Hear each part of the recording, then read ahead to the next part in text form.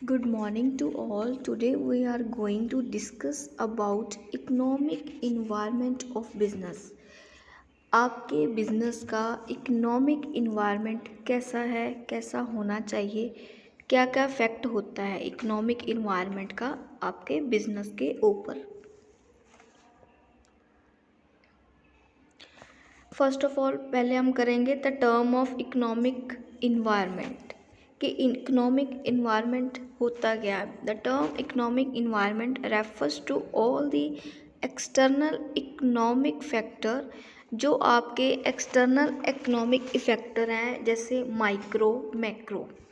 मैंने डिस्कस किया था आपको पहले, that influence buying habits of consumer and businesses and therefore affect the performance of A company.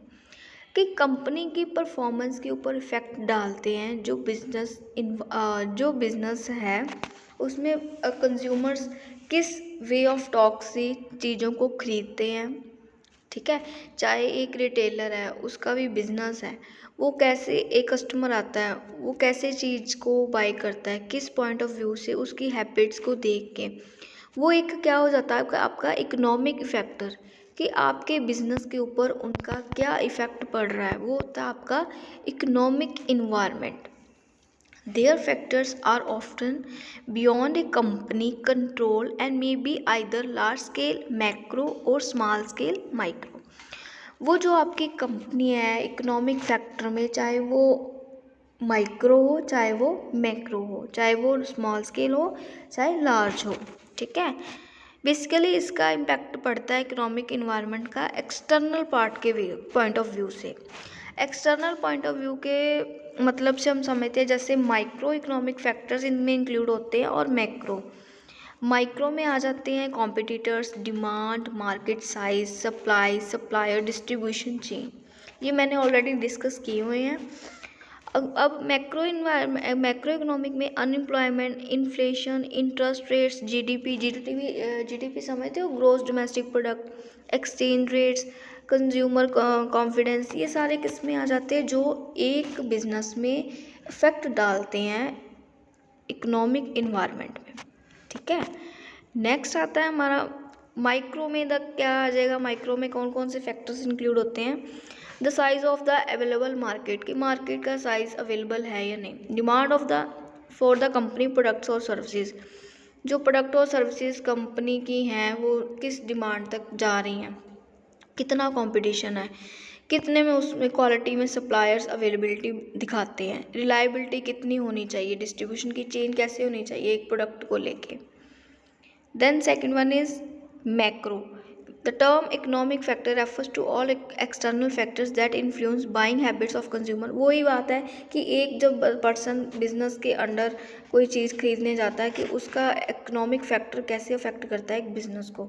उसमें आ जाएंगे employment, unemployment, income, inflation, interest rate कैसे बढ़ रहे हैं, कैसे कम हो रहे हैं, टैक्स रेट कितना लग रहा है, करेंसी एक्सचेंज में कितने उतार चढ़ाव आ रहे हैं, सेविंग रेट्स कितनी सेविंग कर रहे हो, कंज्यूमर उस प्रोडक्ट के रिगार्डिंग कॉन्फिडेंस लेवल्स अपनी हैबिट्स को रेज आउट करता है या नहीं करता, वो सारा किस में आ जाएगा, मैक्रो फैक्टर्स में।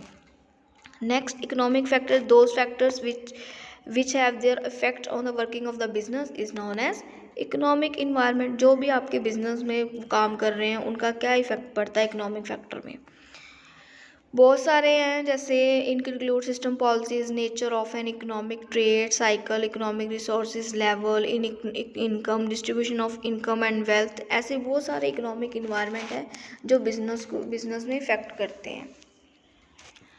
नेक्स्ट आते हैं हमारे आज फीचर्स ऑफ इकोनॉमिक इन्वायरमेंट। अब क्या क्या फीचर्स हो सकते हैं एक इकोनॉमिक इन्वायरमेंट के बिजनेस में।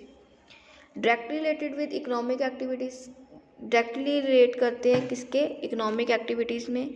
Impact of non economic factors, non economic factors का क्या इम्पैक्ट पड़ता है एक इकोनॉमिक इन्वायरमेंट में। इम्पैक्ट ऑफ बेसिक इंफ्रास्ट्रक्चर, कि उसका इंफ्रास्ट्रक्चर कैसा होना चाहिए एक बिजनेस का, उस पर क्या इम्पैक्ट पड़ता है। Impact of ideology of the people, कि पीपल किस बिहाफ से उनको डील करते हैं, उनसे चीज़ें खरीदते हैं, वो क्या इम्पैक्ट डालेगा। कैपिटल कितनी अवेलेबल होनी चाहिए, डिस्पैरिटीज इकोनॉमिक में कैसी होनी चाहिए, प्लानिंग आपकी इकोनॉमिक भी कैसी होनी चाहिए, what to do, when to do, how to do, and they home to do. Public morality, इनका मोरालिटी मीन्स करेक्टर, एक पीपल का, उनकी वैल्यू, ह्यूमन वैल्यूज़ कैसी होनी चाहिए, वो क्या इम्पैक्ट डालती हैं, क्या इफ़ेक्ट डालती हैं एक बिजनेस में। Ideology of the Gotland economic system, कि एक सिस्टम की गोटलैंड आइडियोलॉजी, एक पर्सन की आइडियोलॉजी कैसी होनी चाहिए, सोच कि किस बिहाफ से वो अपने बिजनेस में चीज़ें बाइंग कर रहा है, ठीक है। Directives of the government, government का रोल, डायरेक्टिव कैसे होना चाहिए एक इकोनॉमिक इन्वायरमेंट में।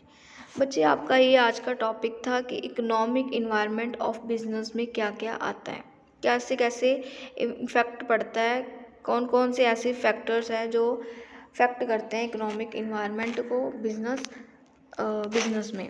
थैंक यू सो मच बच्चे।